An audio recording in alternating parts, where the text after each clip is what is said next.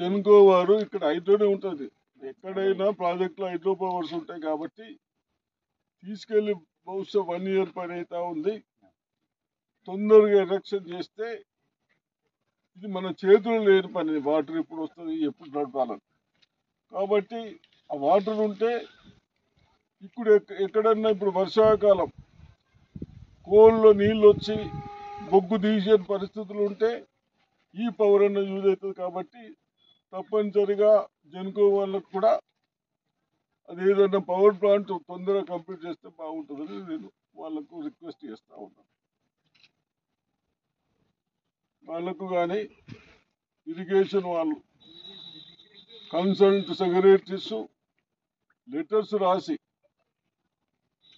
ఇవ్వాలని నేను హెచ్చరిస్తా ఉన్నాను.